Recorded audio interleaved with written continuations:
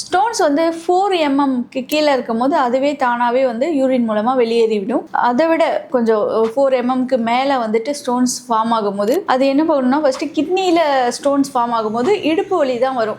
Back side pain வந்து ரைட்டாக வரும். வாமிட் சென்சேஷன் வரும்.